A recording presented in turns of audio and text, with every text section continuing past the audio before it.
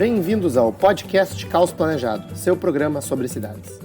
Eu sou Antônio Ling e hoje converso com Alex Abico sobre urbanização de favelas. Alex é nascido em São Paulo, é engenheiro civil formado pela Escola Politécnica da USP, doutor e professor titular em gestão urbana e habitacional pela mesma instituição. Tem desenvolvido suas atividades didáticas e de pesquisa nos temas de habitação social, cidades e comunidades sustentáveis. Também estão presentes durante a gravação apoiadores do Caos Planejado, que têm a oportunidade de fazer perguntas durante a nossa conversa. Quer participar do nosso grupo de WhatsApp e ficar por dentro do que acontece no urbanismo brasileiro? Acesse caosplanejado.com/apoie. Este episódio é oferecido pelo Grupo OSPA. Acesse www.ospa.com.br e saiba mais sobre o grupo que atua no desenvolvimento urbano e imobiliário de ponta a ponta, unindo arquitetura, urbanismo, tecnologia e mercado financeiro. Alex, seja muito bem-vindo. É um prazer te receber no programa para a gente falar sobre urbanização de favelas. E eu acho que para introduzir o tema para os nossos ouvintes, né, que talvez não estejam tão familiarizados com o assunto, eu vou começar com uma pergunta bem abrangente, né? O que é urbanização de favelas e por que é uma política importante para as cidades brasileiras? Bom, então, para iniciar nossa conversa, Anthony, urbanização de favelas, ela basicamente ela significa a melhoria das condições de vida nas favelas. A melhoria das condições de vida nesse tipo muito particular de habitação, que inclusive é conhecido no mundo inteiro como favela. A palavra favela é conhecida no mundo inteiro.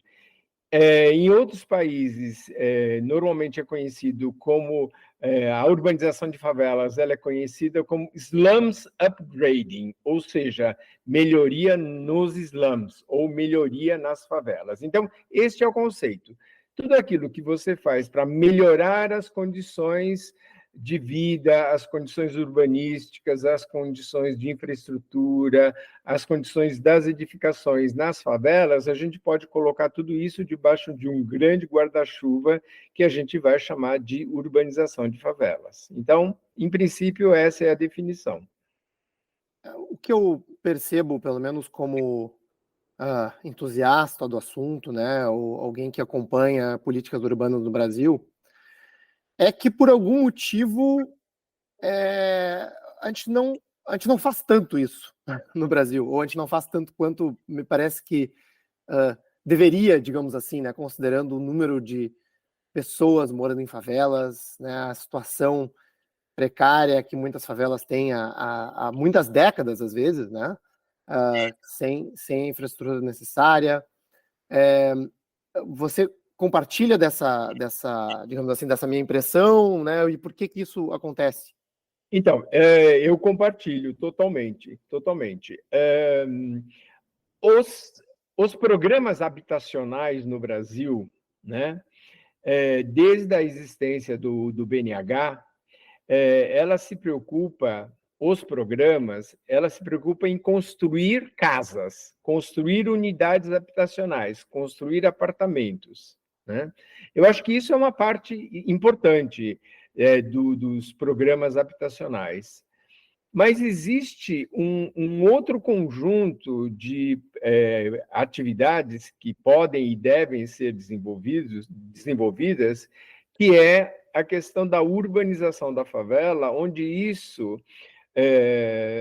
coloca como aspectos tão importantes quanto a própria edificação a questão da infraestrutura e a questão dos serviços urbanos. Então, o Brasil tem uma quantidade muito grande de pessoas, de famílias morando naquilo que a gente chama de habitações precárias ou favelas, e a solução para este problema, que é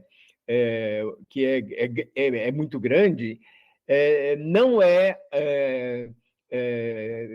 somente a transferência dessas famílias para conjuntos habitacionais, para habitações sociais, né? Se você olha a experiência internacional, cada vez mais, os projetos de urbanização de favelas ou de slums upgrading têm se desenvolvido muito mais do que a própria capacidade do Estado de estar construindo novas habitações. Então, eu acho que a solução do problema habitacional, ele tem um leque de possibilidades, né? Eu não estou excluindo uma coisa pela outra, mas eu acho que a gente tem que explorar todas essas diferentes possibilidades, inclusive acrescentando aí a melhoria nos cortiços, né? Então, tem várias soluções, e não é apenas uma solução exclusiva que eu acho que vai resolver o problema habitacional. E isso a experiência internacional já nos mostrou, ou já nos mostra.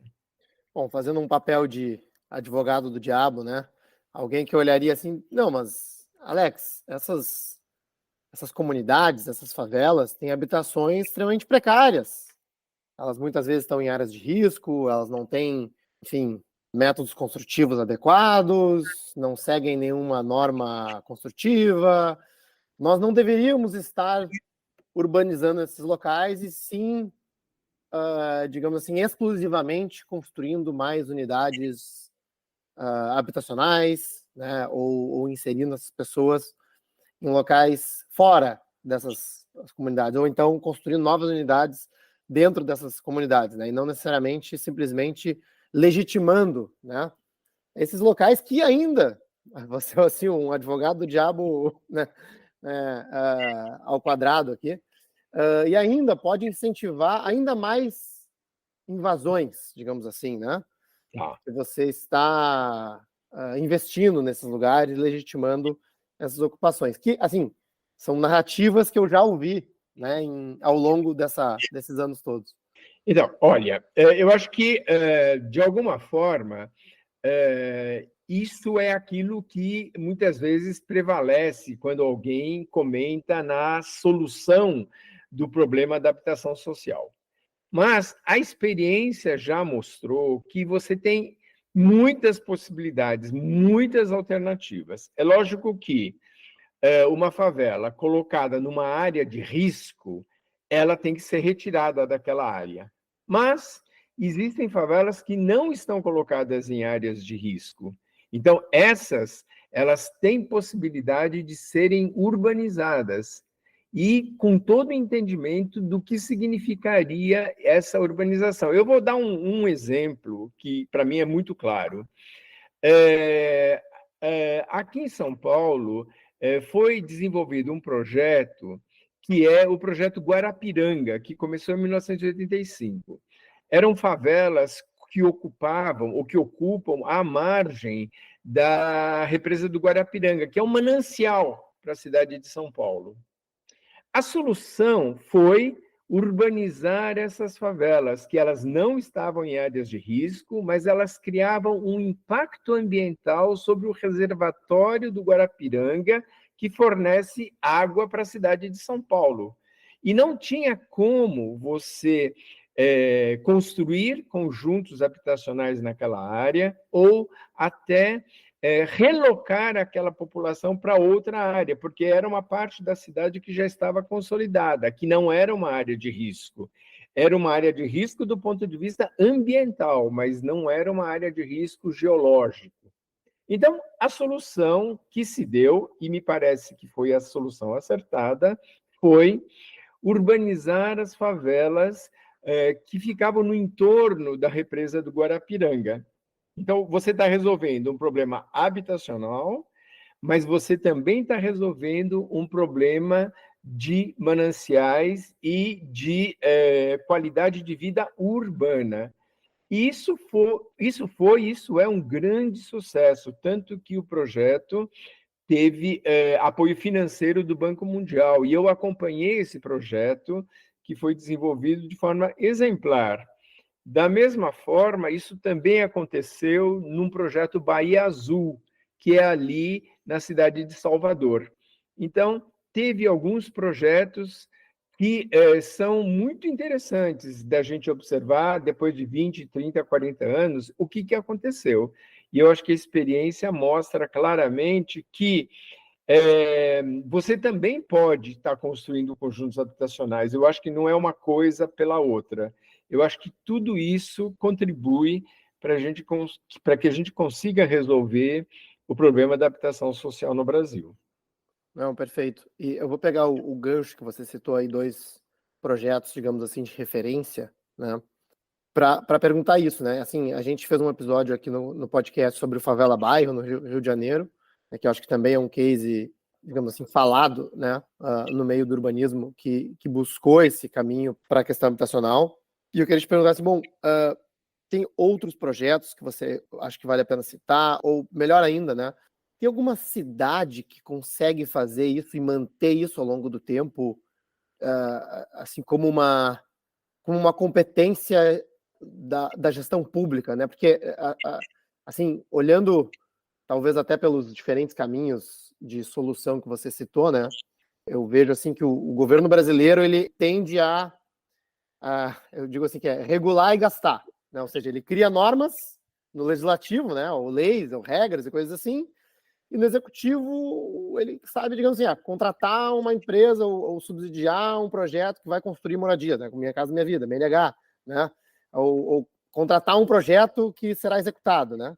Mas a urbanização de favela parece ser uma questão de gestão, né? Parece ser um processo que leva, às vezes, um acompanhamento técnico, um monitoramento, uma implementação que, sem dúvida, vai levar aí a múltiplos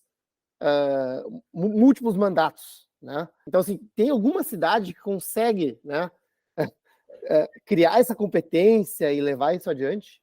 Então, Anthony, você colocou uma questão que eu acho que é uma questão que está na gênese dos nossos problemas urbanos. A gente tem uma descontinuidade das políticas públicas. Ponto. É isso. Você tem uma alternância de poder e uma alternância na gestão pública, o que eu acho que é uma coisa muito boa.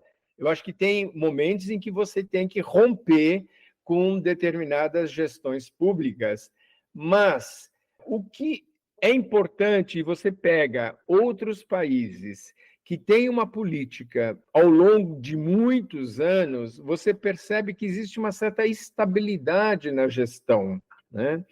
E é lógico que não é só o Poder Executivo que está se responsabilizando por esses projetos. Você tem vamos dizer assim, o Poder Legislativo, e você também tem o Poder Judiciário, que tem um peso muito grande, porque aí a gente vai estar falando em regularização fundiária, em aspectos de outra dimensão, que não é apenas você estar construindo casa ou construindo infraestrutura. Então, quando você está preocupado em realmente melhorar a habitação social, esse entendimento que é mais compreensivo, ele é muito necessário. Agora, esses projetos todos que a gente conhece, o próprio Favela Bairro aí no Rio de Janeiro, que eu acho um grande exemplo, ele sofre, sim, com a descontinuidade das várias gestões públicas. Algumas vezes, o agente financeiro internacional, tanto o Banco Mundial como o BID, de alguma maneira consegue fazer com que esses projetos tenham continuidade, que foi exatamente tanto do Favela Bairro como do Guarapiranga e da Bahia. Mas eu acho que isso que você levantou é um problema da nossa gestão pública e da nossa gestão enquanto sociedade. Infelizmente, a gente não tem essa continuidade. E, sem dúvida nenhuma, eu acho que a continuidade pela continuidade também não é uma coisa que é boa, porque realmente, se a coisa não está funcionando, tem que trocar mesmo. Agora, se está funcionando, não é a vaidade de um novo governante que teria, vamos dizer assim, poder e condições de mudar tudo aquilo que vem funcionando de maneira adequada, né? Então, eu acho que a cidade ela é reflexo da gestão pública. ponto. Né? Nós temos que resolver a gestão pública, não aquilo que é a consequência dela em termos urbanísticos. Bom, aí, né, trabalhando com o que a gente tem à disposição, talvez, né? Isso que você falou, né, desses financiamentos do BID, né? Isso ainda existe essa porta para as cidades irem atrás, porque assim, sei, né, a gente tem um dos nossos apoiadores, né, trabalha na gestão pública, a gente tem outros ouvintes, participantes aí que trabalham nessa área, né? Uma cidade que buscaria criar um projeto desse num prazo temporal mais longo tem condições hoje, né, de ir atrás desse tipo de financiamento, assessoria de longo prazo? Olha, eu acho que o Brasil, infelizmente, ele saiu vamos dizer assim, do foco desses organismos internacionais que apoiam projetos que apoiaram no passado. Né? Quer dizer, assim, o Brasil saiu de uma situação de renda per capita que propiciava que ele acessasse essas fontes de financiamento, e hoje são poucos os recursos financeiros internacionais que podem ser alocados para o Brasil, e, sem dúvida nenhuma, você tem uma realidade, algumas vezes, de muito mais dificuldade, como na África, como no resto dos países da América Latina. Né? Então, essa é uma questão.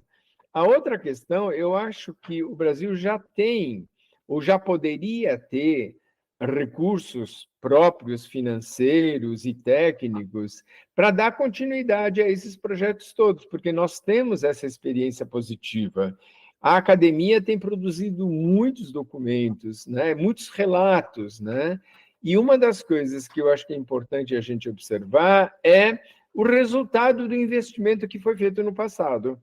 Né? Então, isso eu acho que seria importante à luz dos novos desafios que se colocam na sociedade, que são as questões das mudanças climáticas, uma série de empobrecimento da população, questões econômicas. Eu acho que, à luz de tudo isso, eu acho que a gente poderia desenhar novos projetos, talvez com recursos locais. Porque eu acho que a gente evoluiu e eu acho que a gente tem conhecimentos suficientes para a gente não cometer os mesmos enganos que a gente cometeu no passado. Então, né, até passando aqui como referência para os ouvintes, né, eu conheci o teu trabalho esbarrando num livro, né, não sei se é um caderno ou livro, enfim, chamado Urbanização de Favelas, Procedimentos de Gestão, né, da Recomendações Técnicas Habitare. E eu achei super completo o material, assim, muito, digamos assim, muito claro, né, muito informativo em relação a um certo passo a passo, né, que uma cidade poderia, né, seguir para iniciar, implementar um programa de urbanização de favelas. Fala um pouco desse material, desse conteúdo, né? E se você sabe de iniciativas que talvez foram adiante já, usando ele. Então, assim, Anthony, eu diria que pontualmente, em alguns pontos, né, essa publicação ela teve um impacto muito grande nas políticas públicas, sim. Né? É lógico que não são projetos de urbanização de favelas na dimensão do Favela Bairro ou na dimensão do projeto Alvorada, que eu acho que é um outro projeto importante que aconteceu em Belo Horizonte, né? Mas que aquela experiência ela foi utilizada de maneira adaptando, vamos dizer assim, aquele conhecimento à realidade e aos desafios que acontecem nos vários lugares. Agora, da época que a gente conseguiu publicar o livro e até hoje, muitas outras coisas apareceram. Por exemplo, para os leitores aí que se interessam pelo assunto, a Cities Alliance, que é um organismo internacional de apoio, mais não financeiro, mas é um apoio, vamos dizer assim, de estar discutindo as propostas de projeto. Ele tem um conjunto de experiências muito interessantes. E eu acho que a Cities Alliance, hoje, que é uma instituição que foi criada ali nos anos 2000 pelo Nelson Mandela, é uma instituição que até hoje está divulgando experiências de sucesso em termos de urbanização de favelas. Eu acho que isso vamos dizer assim, uma linha de pensamento, como eu gostaria de falar novamente, assim, construção de conjuntos habitacionais novos, assim, você tem que explorar o leque de possibilidades para estar resolvendo o problema habitacional. E, especificamente, em urbanização de favelas e melhoria de cortiços, eu acho que a Cities Alliance, ainda hoje, contribui muito. E a Cities Alliance é um organismo internacional que usa recursos do BID, do Banco Mundial, do Asian Development Bank, para criar um conjunto de conhecimento e publicações. Eu convido os colegas aí, e eu posso até depois disponibilizar um link, porque realmente eles continuam fazendo um trabalho importante. Tem um trabalho importante acontecendo ainda hoje na Índia, que é um país que imagina se nós no Brasil temos desafios grandes, imaginem vocês os desafios que a Índia hoje ela é obrigada a resolver. O resto da América Latina, a Colômbia particularmente, tem feito coisas muito interessantes também em urbanização de favelas. Tem vários países aí que estão trabalhando nesse assunto e conseguindo, de alguma maneira, entregar habitações sociais com qualidade, com uma preocupação ambiental, com uma preocupação, inclusive, de riscos ambientais, tanto de inundações como de escorregamentos. Então, isso está ficando cada vez mais difícil quando a gente for trabalhar nesse tema. Sim, sim. Eu sou um grande entusiasta, né, desse caminho, digamos assim, que eu fico assim, chateado por ser pouco explorado, né? Então, pelo menos assim, só compartilhando, né, com os ouvintes aqui, né, vai ser, bom, você tem uma solução que, primeiramente, trabalha com a cidade real, que eu chamo assim, né? Assim, porque a gente tem aí milhões de pessoas morando em favelas no Brasil, né, em condições terríveis de infraestrutura, e se vai adiante, ora com políticas habitacionais, ora com promessas de políticas habitacionais, para realocar essas pessoas, né? Então, a gente construiu, acho que algo de 6 milhões de unidades, né, de Minha Casa e Minha Vida no Brasil. Esse número de pessoas morando em favelas não diminuiu, né? Assim, ou continuou igual ou aumentou. Então, assim, as pessoas vão continuar morando nessas comunidades, seja porque tem alguma coisa intrínseca daquela comunidade que não vai fazer ela sair de lá, seja alguma coisa intrinsecamente errada com a política habitacional que está sendo, né, ora por não ser abrangente o suficiente, ou por ser mal executada, enfim, por N motivos, né? E aí, também, eu vejo, assim, a questão de não precisar realocar as pessoas, né? Não precisar tirar as pessoas da localização que elas mesmas criaram seus laços familiares, profissionais, enfim, sociais. E, em cima de tudo isso, há um custo menor, né? Então, acho que isso para mim, que foi talvez o mais revelador na conversa que a gente teve aqui com Favela Bairro, né? Ou seja, o custo investido por família para melhorar a vida dela, né? Eu vejo assim, de uma forma meio pragmática, assim, né, em relação à política pública. Eu não sei se tu tens, Alex, alguma, assim, questão de números que as pessoas poderiam tangibilizar isso em relação a serem mais entusiastas da política, né? Porque, assim, para construir uma unidade nova é carésimo, né? Tanto da unidade em si, como no custo de levar toda aquela infraestrutura nova para uma região nova da cidade, né? Então, olha, eu nem me lembro, mas eu escrevi um paper para o Banco Mundial. O Banco Mundial pediu que a gente escrevesse um documento apontando para custos, monetarizando isso. E exatamente isso que você falou, né? Quanto custa urbanizar uma favela? Envolvendo o custo de infraestrutura, de abastecimento de água, coleta de esgoto, etc. E tal. É um paper que a gente escreveu e que, de vez em quando, alguém me pede esse paper. Então, uma coisa que está lá em algum lugar. Os anais da história. Isso a gente fez a pedido do próprio Banco Mundial, sim. Agora, o próprio Favela Bairro, né? Quando vocês fizeram lá a entrevista com o Favela Bairro, acho que ficou absolutamente claro essa ideia mesmo, né? Assim, é melhor você melhorar a cidade que você já tem, né? Com a infraestrutura adequada, do que você está criando mais cidade que vai ser na periferia da cidade hoje existente, com impacto enorme ambiental, sistemas de transporte, quer dizer, do ponto de vista da lógica, né, não faz sentido, ou melhor, faz muito sentido você melhorar aquilo que você já tem do que estar construindo alguma coisa nova.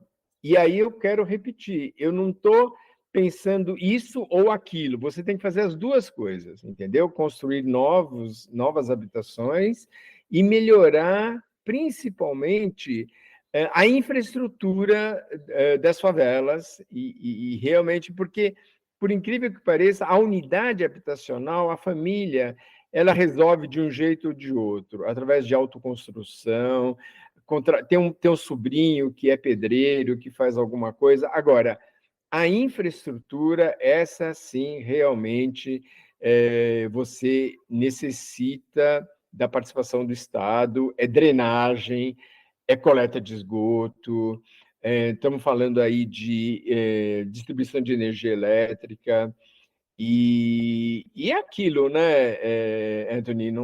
Não precisa a gente lembrar que, na ausência de Estado, alguém vai lá substituir o Estado, né?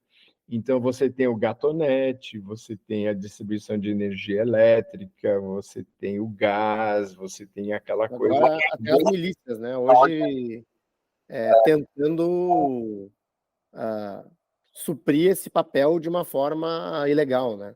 Exatamente. Mas você percebe que, do ponto de vista do morador da comunidade, o Estado não está ofertando adequadamente aquilo que o Estado deveria estar ofertando, né?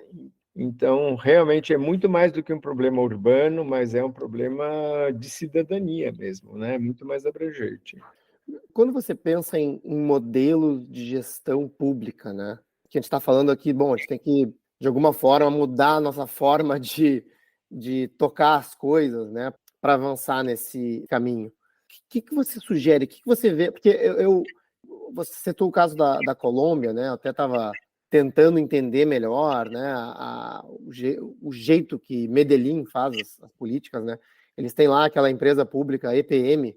Sim, sim. Eu tive a oportunidade de ir para Medellín e a gente fez um trabalho muito interessante, nós da USP, com o pessoal de Medellín e com o pessoal da Universidade de Edimburgo, na Escócia, que entrou com dinheiro para financiar a pesquisa. E a gente teve a oportunidade de conhecer o pessoal. Realmente é um exemplo muito interessante. Agora, é um projeto que eu não sei, mas eu acho que está se desenvolvendo já há mais de 20 anos. Sim. Então, é aquela questão que nós começamos a conversar agora, da continuidade das políticas. Essas coisas não acontecem de uma hora para outra, e é sempre assim, né? Você precisa, nessas áreas, de contar com a participação da comunidade. E a participação da comunidade, ela traz uma qualidade no teu trabalho técnico de engenheiro ou de arquiteto, que é extremamente relevante, extremamente relevante. Agora, não estamos idealizando nada, né? Lá, você sabe, né? Medellín foi uma cidade que foi dominada pelo tráfico, o cartel de Medellín foi famosíssimo. Então, tem algumas coisas que também fazem parte do nosso dia a dia aqui, né? Então... eu digo assim, entendendo a realidade brasileira, né? Inclusive política brasileira, e vendo esses exemplos que talvez possam servir de inspiração de alguma forma, né? Assim, seria um caminho criar alguma empresa pública ou um departamento que seja, de certa forma, independente, sabe? De uma gestão de 4 anos? Na minha opinião, você expor mais a política que você está desenvolvendo para uma discussão mais abrangente, que foge do muro, dos limites da cidade, e começa a discutir de uma forma mais abrangente, isso tudo eu acho que é muito importante. Eu vou lembrar que eu tenho muita esperança agora com a recriação do Ministério das Cidades. O Ministério das Cidades tem um pouco esse papel de tornar esses projetos menos provincianos e dar mais luz àquilo que está acontecendo, tanto em outros municípios, em outros estados, mas também fora do Brasil. Os problemas que nós temos são os mesmos que existem na Colômbia, que existe no Peru, que existe no Paraguai, ou que existe nos outros países em desenvolvimento na África e na Ásia, entendeu? E a gente não está inventando nada de muito genial e fantástico, não estamos inventando a pólvora, nós estamos usando o conhecimento que nós temos das realidades que a gente tem. E por isso, assim, eu vejo aí um outro meu lado que é do acadêmico, assim, que o que a gente tem feito é refletindo sobre essas várias experiências. Agora, eu acho que a gente tem que fazer muito mais, a gente tem que fazer com que esse conhecimento chegue na mão dos urbanistas, dos técnicos e da população, que é um pouco o papel que vocês têm desempenhado aí com o caos planejado. Eu acho que é por aí, a gente tem que criar massa crítica em relação a isso. É um tema que a gente tenta, sempre que possível, né, trazer à tona, bater na tecla, justamente para ressaltar a eficácia, né, que a gente está falando aqui, de melhorar a vida das pessoas. E perguntar de ti, Alex, assim, eu conheço relativamente pouco do seu trabalho, né, a gente está conversando aqui pela primeira vez, conheço esse livro que você publicou, né, você dá aula sobre esse assunto, faz consultoria sobre, e assim, e meio que adjacente a isso, né, se alguém que está ouvindo, né, onde pode se aprofundar mais no tema, né, como é que... Bom, então, eu sou um acadêmico, né? Eu trabalho na universidade, sou lá professor da Escola Politécnica, que é uma escola de engenharia civil, e a gente dá um curso e faz pesquisa naquilo que a gente chama de engenharia urbana, que é basicamente trazer mais técnica para o âmbito do planejamento, né? Assim, a gente tem os colegas planejadores, urbanistas, que desenham a cidade. A nossa contribuição tem procurado ser mais técnica e trabalhando em conjunto com todos esses colegas, né? Então, a gente tem trabalhado muito com a questão da infraestrutura urbana, dos serviços urbanos e na questão habitacional, nos vários sistemas de gestão habitacional, né? Então, a autoconstrução, urbanização de favelas, o mutirão, tudo isso faz parte dessas nossas atividades. E a gente tem feito pesquisas, a gente tem um programa de pós-graduação que está muito bem avaliado junto da CAPES, então eu aproveito a oportunidade de convidar os colegas que estejam interessados em se juntar a nós, mas é um trabalho de equipe, né? Eu também tenho trabalhado bastante com urbanistas, e a gente tem feito o quê? A gente tem publicado artigos e as dissertações de mestrado, as teses, e participado dessas situações aí que você está me convidando agora, para estar contando um pouco aquilo que a gente está fazendo e uma reflexão de anos de militância em termos da questão da habitação social, né? Então é isso que a gente faz e continua à disposição, sem dúvida nenhuma. E Alex, uma curiosidade, essa disciplina que você dá, né, é engenharia urbana, é isso, né? É para os estudantes de engenharia ou os estudantes de arquitetura e urbanismo acessam essa disciplina? Acesso, lógico. Qual é a composição da turma? Me conta um pouco sobre essa realidade acadêmica. Tá bom, então vamos lá. Esse termo engenharia urbana, ela surge no início desse século XX, quando as cidades eram muito pequenas. E aí você tinha aquilo que a gente chama de engenheiro municipalista, um engenheiro que atuava nos municípios e tinha que saber desde abastecimento de água, distribuição de energia elétrica, habitação, sabia construir ponte e assim por diante. Aí, na medida em que o próprio conhecimento vai ficando cada vez mais, vamos dizer, há necessidade de uma quantidade muito maior de conhecimento, você tem a especialização, né? Então, você tem o engenheiro hidráulico, você tem o engenheiro de estruturas, você tem o engenheiro de transportes, tudo isso ainda hoje existe, né? Então, falando sobre questões urbanas, você tem o engenheiro de transportes urbano, ele vai entender não só da questão da infraestrutura, mas do planejamento do transporte das cidades, né? Então, veja bem que na medida em que as cidades elas vão crescendo, os problemas também vão crescendo e você vai estar precisando de especialistas. O que a pretensão nossa, quando a gente fala em engenharia urbana, é ter um técnico que consiga entender um pouco de cada coisa, sem necessariamente ser um especialista em cada uma dessas questões. Por exemplo, a gente tem que entender de drenagem, de abastecimento de água, de coleta de esgoto, de sistema de transportes e assim por diante.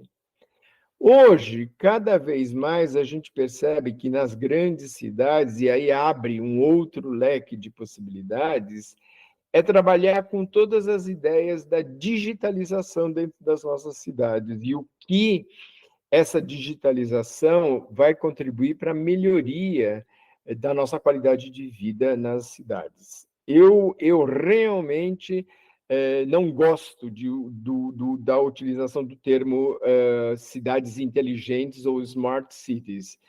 Para mim, isso é um label, um rótulo que serve mais para você vender gadgets Eu concordo. e semáforos inteligentes, deslocado de tudo aquilo que você precisa na cidade, inclusive a própria cidade tem que estabelecer o que é prioritário para ela, né? É saúde, é educação, bom. De qualquer maneira, então, só voltando, a gente trabalha com essa perspectiva de estar dando para os engenheiros um conhecimento técnico relevante para que eles possam contribuir na melhoria das cidades. E na pós-graduação, isso na graduação, e na pós-graduação a gente recebe economista, arquiteto, urbanista, geógrafo, muito geógrafo. Eu gosto muito do trabalho que os geógrafos têm desenvolvido na questão urbana. Então, é isso. Então, na graduação, seria uma disciplina só para engenharia mesmo? Na graduação é uma disciplina para engenharia civil. Civil. Para engenharia civil. Os engenheiros civis na Politécnica da USP têm uma disciplina obrigatória que é chamada engenharia urbana.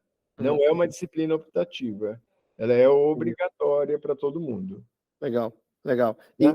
E no mestrado, só porque assim, eu fiz formação em arquitetura e urbanismo, eu acho que, sei lá, talvez um terço aí do nosso público, pelo menos, tenha esse caminho, né? E se interessa por esse tema e tudo mais. Quantos arquitetos urbanistas compõem a turma de mestrado, por exemplo? Sim. Eu vou dizer que eu acho que é mais da metade. Mais da metade. Mais da metade, que vem trabalhar com a gente. E a outra metade é engenheiro civil, nas várias especialidades. A gente tem engenheiro mecânico também, engenheiro de computação, cada vez mais tem aparecido, e geógrafos, sociólogos, e aquilo que aparecer. E Alex, então, assim, uma dúvida, talvez mais por curiosidade minha. O que você vê de diferente nos arquitetos urbanistas, né? Você tem, assim, você trabalha com engenheiros ou estudantes de engenharia na graduação, né? Você trabalha com múltiplas disciplinas, digamos assim, no mestrado, né? Os arquitetos urbanistas que chegam na sua disciplina de mestrado, né? O que eles, digamos assim, trazem de diferencial para a mesa e o que de repente falta numa formação, né, tradicional de arquitetura e urbanismo que você acha que poderia ser útil, digamos assim, né, no momento da graduação?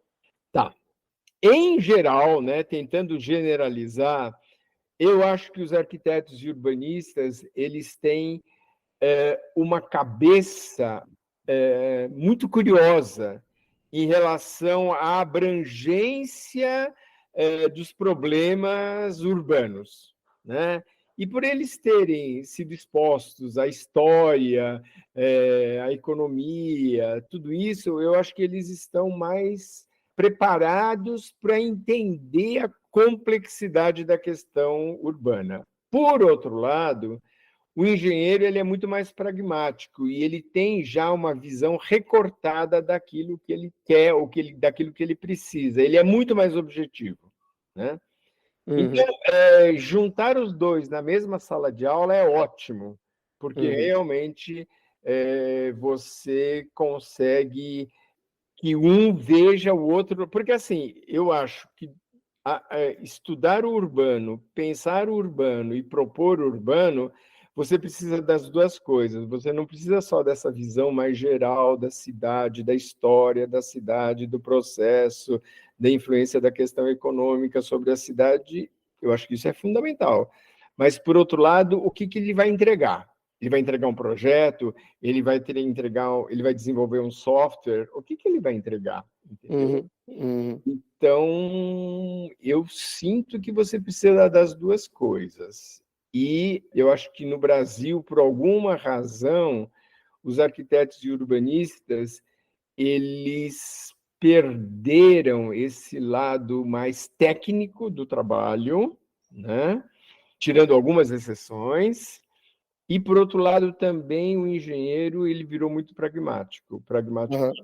Então, eu acho que realmente está faltando alguma coisa que eu não sei se perdeu lá no ensino médio ou lá atrás, mas pelo menos essa é a minha percepção. Sim, sim. Não, é super interessante. Talvez até corrobora a minha impressão sobre, né, esses dois mundos.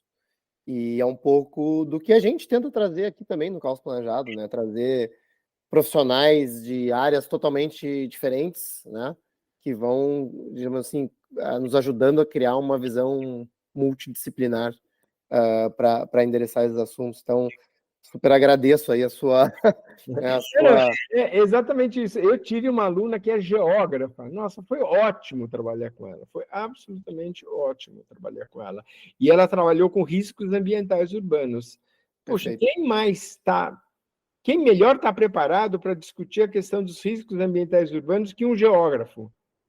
Né? Então, isso foi ótimo. Né? Então, mas então é isso. Olha, vocês estão desenvolvendo um trabalho excelente de estar divulgando e, de alguma forma, popularizando toda essa pauta de problemas e de aspectos que a gente está precisando contribuir aí para resolver, né? Porque realmente não está fácil. A gente que já tem uma certa idade já viu muita coisa equivocada que tem acontecido. Não, obrigado, Alex. Antes da gente terminar, né, eu queria te pedir, né, enfim, se faltou alguma coisa para você comentar sobre o tema de urbanização de favelas, que a gente acabou não conversando aqui, e referências, né, ou seja, livros, artigos, sites, né, você já deu alguns exemplos aqui, né, mas se tiver, assim, mais conteúdos ou agências, enfim, né, qualquer recurso que a gente possa ajudar a divulgar, super bem-vindo. Tá bom, ótimo. Eu vou preparar uma listinha, Anthony, para vocês, pode ser? Pode ser, a gente pode colocar no link do artigo, Tá. Né? Se tiver uma ou outra aí que venha em mente agora, para a gente já deixar gravado no podcast. Agora que vem em mente, olha, por acaso, antes da gente conversar, tem um documento incrível que foi produzido pela Cities Alliance, aqui, que eu estou com ele na mão, que se chama An International Review of Slum Upgrading Practices. Isso está aqui, está tudo escrito aqui, não tem o que inventar nesse tema da urbanização. Está escrito aqui, Lessons Learned and Remaining Challenges of Projects and Programs. Tá tudo aqui escrito, né? E é um conjunto, de muito agradável leitura, e foi produzido pela Cities Alliance, aquela agência legal, que hoje... Legal, bem legal. Especificamente. E eu mando o link para você desse paper, que eu acho, assim, esse paper, e no final, como todos os papers, tem uma bibliografia. Qualquer um desses livros da bibliografia pode ajudar o nosso leitor a entender um pouco mais do que nós estamos falando. Tá bom. Tá Excelente. bom? Excelente. Mas Obrigado, eu Alex. para você logo mais. Tá bom. Olha, foi um prazer, né? Mais uma vez. Obrigado pela disponibilidade e espero que a gente consiga manter esse contato e ajudar a divulgar aí as iniciativas de urbanização de favelas, né, para a gente aprender aqui no Brasil. Tá ótimo. Nesse episódio conversamos com Alex Abico. Se você gostou desse episódio e quer ficar por dentro do que acontece no urbanismo brasileiro, apoie nosso projeto e participe do nosso grupo de WhatsApp. Acesse caosplanejado.com/apoie. Este episódio é oferecido pelo Grupo OSPA. Acesse www.ospa.com.br e saiba mais sobre o grupo que atua no desenvolvimento urbano e imobiliário de ponta a ponta, unindo arquitetura, urbanismo, tecnologia e mercado financeiro.